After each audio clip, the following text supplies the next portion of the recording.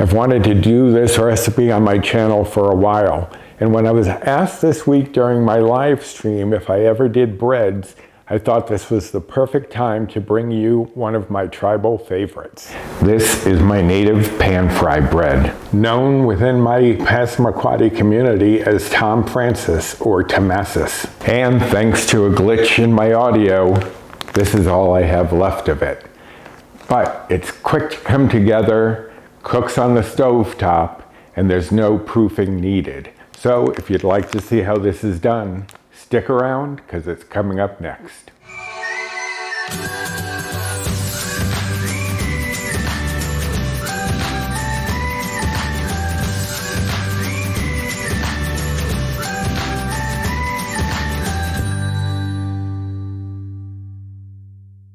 Hello and welcome to my kitchen. My name's Roy. I'm a home cook and amateur baker, and I'm here on this channel sharing recipes that have helped me to lose over 125 pounds, whether those recipes are mine or someone else's. Now today is not one of mine specifically, although I have adapted it to reduce the bites and points that I will get from it. This is a recipe that comes from my tribe, the Passamaquoddy up in Maine, and I was doing my live stream this past Sunday, and we started talking. Someone asked if I ever made breads, and I said yes, I have, and I was actually considering doing this one for one of my videos, and a lot of the people that were on that live were interested, so I thought, why not? Now I've just made a couple of slight modifications to the recipe that I got from my cousin Francis up on one of the reservations. In our tribe, we have two reservations. One is in Perry, Maine, which is called Pleasant Point or Sabayak, and the other is in Princeton, and that is called Indian Township. I believe it has an Indian name as well, but I don't know it. Now, people were asking during the live about some information about my tribe. So as you can see, I'm not wearing my typical apron because I'm wearing a shirt that my brother Dan got for me, which has the name of the tribe, as well as underneath you'll see Wabanaki. Wabanaki is a group of 5 tribes. They call it the Wabanaki Confederacy. It's a group of 5 tribes: the Passamaquoddy, the Penobscot, the Micmac, Maliseet, and Abenaki, all up in that area of the country. And I did live on the reservation for about a year as a child. I may have a picture that my cousin shared to me on Facebook that she had found of me up on the reservation, my chunky little self. So I'll put that here if I can find it. Fingers crossed. I think I know where it is, but you never know.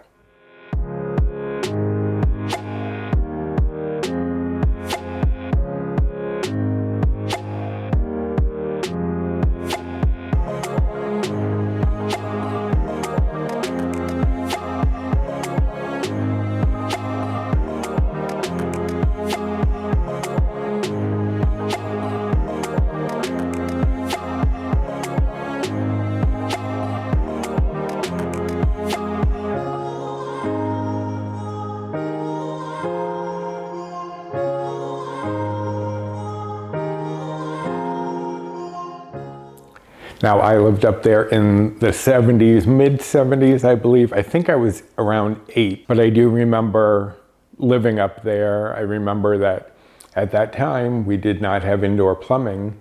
Actually, my grandfather's house, from what I understand, was the first on the reservation to get indoor plumbing. That's just what I've heard. If anyone knows differently, I'm sorry, but that's what I've heard. And it was a very small area. We had a store, we had a school, we had a church, and for the most part, that was about it. And the Passamaquoddy have a maple business now called Passamaquoddy Maple, and I'll link to that down in the description box. They have some great syrups and things like that at a reasonable price. And they're also known for their blueberries, Maine blueberries. So yeah, a lot of our land has blueberries. So blueberries and maple are mostly what we're known for.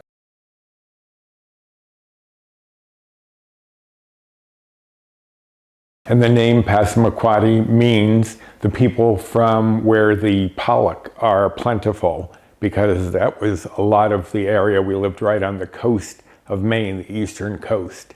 And in fact, Wabanaki means the people of the dawn, which is that we were on the easternmost point, so we were the first to see the dawn rise. So that's where the name Wabanaki comes from. It comes from Waban, which is east, and Aki, which is land. So it's the land of the east, people of the dawn. But the recipe that I'm doing for you today is called, on the reservation, Tom Francis. And Francis is a common last name on the reservation. So at first, when I was younger, I assumed somebody named Tom Francis must have created it. But then my cousin Frances, who, as I said, lives on one of the reservations, she's on Indian Township. In her email, my cousin Frances wrote that the Passamaquoddy name for it is Tomassis. So that sounds enough like Tom Francis that I assume it was kind of like a joke or a playfulness, or maybe just people misunderstood Tomassis and thought somebody was saying Tom Francis, but that's how it's commonly known. But as I put in the thumbnail picture, I'm just calling it a native pan-fry bread. And it's considered a fry bread, but it's not the fry bread like you might see where they drop it into the oil.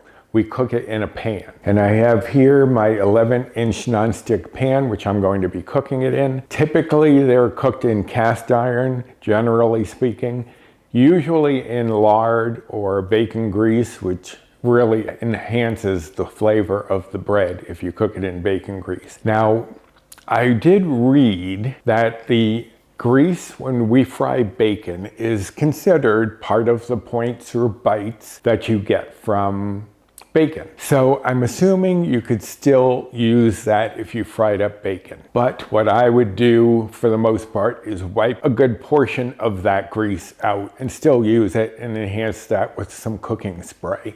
So you might still get some of the flavor, but you're not going to get all of that grease in there. But I'm getting a little ahead of myself, so let's go over the ingredients. I have here 2 cups of all-purpose flour. You could use whole wheat flour if you wanted to improve the bites and points. I would probably do a half and half mix, but you can do as you like. Now here I have 1 cup of water. I'm going to need about a cup of water. It may be less, it may be a little more, but you need at least a cup of water, and then I will put most of that in as we work and see if I need to add more or not. I have here 2 tablespoons of light butter divided, because one is going to go in for our first fry and the other is going to go in when we flip it, so that both sides get some of that butter flavor. And the other additions that we're going to whisk in with the flour are easy to remember the proportions of,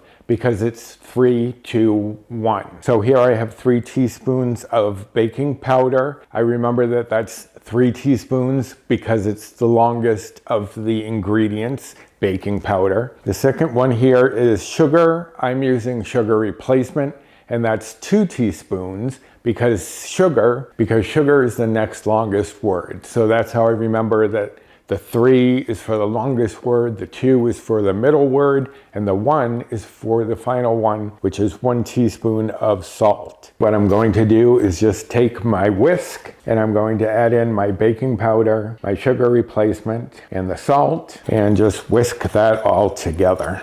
So you just want to get that incorporated. And one thing I did forget to mention is I have a lid for my pan. That's not typical, but I have found that putting a lid on it creates like a small oven and gives me a little bit more rise because I'm not using as much oil as would typically be used. So let me move this out of the way because I don't need those things yet. And I'm going to get my heavy-duty spoon here, and I'm going to start adding in the water. I'll probably put about 3/4 of it in and just see where I am at that point. Different days could make your flour take more water or less water. It all depends on the humidity in the air and what type of day it is. So that may play a part in the amount of water that you need. So that's looking like a shaggy mess right there. So I obviously need more water. Now my cousin Frances did say that she has seen people use enough water in their batter to be able to pour it in and still got some good results, because there are some breads that are much wetter than others. So that could work. But I prefer adding just enough water to make my dough. All right, so still needs a bit more water, so I'm gonna add the rest in, and it may need a little bit more. I'm not quite sure yet. Maybe not. No, I don't think it will. I'm gonna mix this all together, and I'm gonna turn and press to get that flour hydrated. And this is where it looks pretty good to me, because it's pulling away from the sides of the bowl, but it's still got a little stickiness. And if it's too sticky, you could add more flour, but that's about where I want it. So now what I'm going to do is to let this sit for about 10 minutes and let that flour hydrate, let it absorb more of that water as it's sitting there. Meanwhile, I will start heating my pan over medium-high heat. We're not gonna keep it at medium-high, but I do want it pretty hot for when this bread first goes in. So give me a few minutes, let me warm up my pan, let my dough rest, and I'll be back. Okay, so my pan is hot. What I'm going to do now is turn it down to a medium, and that way I can add in the butter without it suddenly turning black before I can even get the bread in there. You also don't want it too high once the dough gets in there, because you don't want it to scorch. But I do want some nice crusting and color on the outside, so that's why I turn it on to medium-high, get it hot, then turn it down. Now, if you have an electric stove, which will take a little bit longer for the temperature to drop, I would drop it a minute or two before you're ready to put that in. But I have an induction, so it's pretty responsive. So what I'm gonna do first is spray it with some cooking spray pretty well, and then add in 1 of my tablespoons of light butter.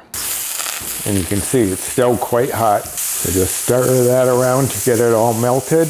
And now I'm going to add in the dough.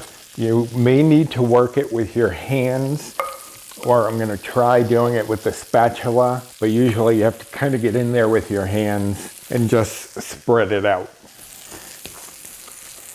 Yeah, see, it's easier with your hands, but because the dough is a little damp, I'm going to spray my hands with a little bit of cooking spray and just spread this out. You don't have to fill up the pan, but you do want it spread out fairly well and fairly evenly. All right, so that looks pretty good right there. Now what I'm going to do is put the lid on it. And as I said, that's going to act as a little mini oven and help it to rise. Now this is not typical, but it does help because I'm not using much fat. If you wanted to do this the regular way, you would replace the sugar replacement, obviously, with sugar. And you could use a tablespoon of bacon grease, as I said, lard, Crisco, what have you, butter. I typically wouldn't use actual butter because it could brown, kind of like this possibly could, a little too much before you got it in. And it wouldn't really impart a lot of flavor. So I'm gonna give this just about 5 minutes, and then I'm gonna see how it's doing. So I'll be back. Okay, so it's been 5 minutes. I'm going to check it, and it has started to puff slightly. The edges are starting to dry out, which is what I'm looking for, but I do need it to be a little more dry around the edge. So I'm gonna give it another few minutes. All right, so it's been about 8 minutes, and to me that's looking good. What I'm going to do now, you want a fairly wide spatula if you can, just to make it easier to flip. And you're just gonna get that underneath and whoop, and not do that. But it'll be fine. There it goes. And just try to seal that in there a little bit. See? We all make mistakes in the kitchen. just is what it is. So now I'm going to leave this here for another 5 minutes or so and check it. I'm not going to cover it now because it's already done its rising, and I don't want to lose any of the crispiness that we got on this side. And I did forget to, usually before I flip it, I add this extra butter in here. But what I'm going to do is just lift it up and slide that butter underneath and let that heat up, and I'll shake the pan a little bit to get it to move around. Flipping it and making that boo-boo threw me right off. Doesn't take much. So now I'm going to give this another 5 minutes or so and check it, and I'll be back.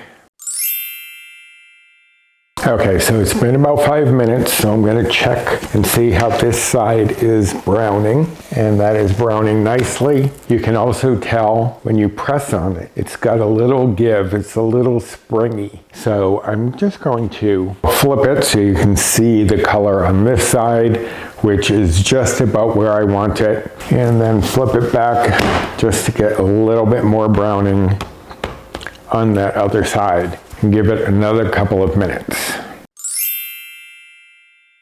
Okay, so altogether now it's been about 8 minutes on that side, and that color is looking good, nicely browned, and it has a little springiness when I touch it. So I'm going to turn this off, and then you want to transfer it to a plate so that you can serve it.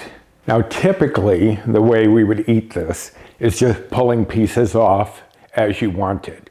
But I am, because I'm going to give you nutrition facts, I am doing this as serving 8, and you can portion it obviously by cutting it into 8 pieces. But I'll make this for breakfast. We'll have it with a little light butter and some eggs and bacon. Throughout the day, I'll sometimes take a piece sliced through the middle, make a little sandwich with it. Could also have it with a stew or even pasta, just to help you eat up some of that sauce. So this is a really easy way to make some quick bread at home. It only took about 15 minutes total in the pan, a few minutes to mix it together.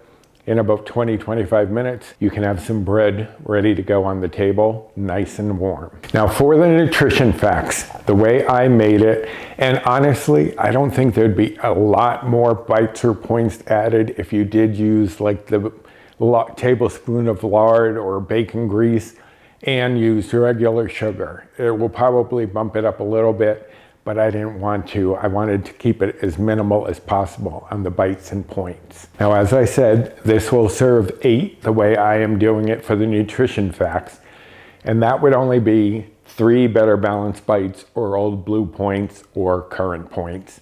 I'm on the Healthy Better Balanced plan, which is equivalent to the old WW Blue plan, which I guess is now their simplified plan. And if you're following calories, the calories for a serving of this would be 127. And if you were following macros, the fat would be 1.3 grams. The carbs would be 25.4 grams. The fiber would be 0.8 grams. And the protein would be 3.2 grams as I've made it here.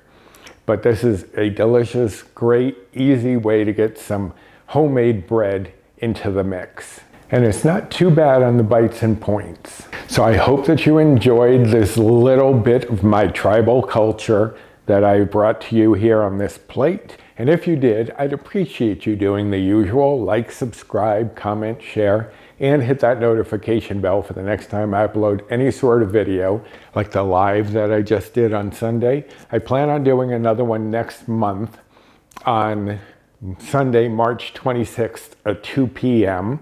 Eastern Standard Time.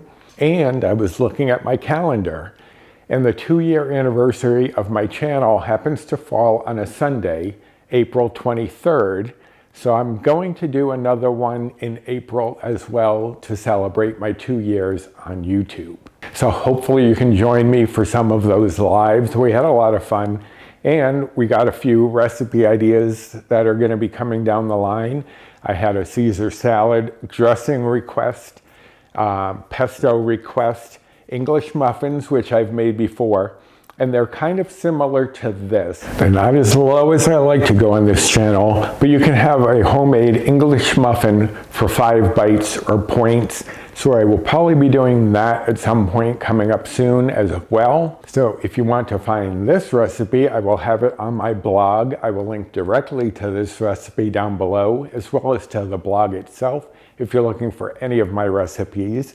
Also down there, you'll find my Amazon storefront, Built Bar rewards, Fresh rewards, Skinny Syrups code, and my social media if you'd like to follow me over there. I have an Instagram and 2 Facebook groups that I'm part of, so go check out the description box for all sorts of information. So I'm going to try and wait until dinner time to have a bit of this, if I can. So until next time, bye.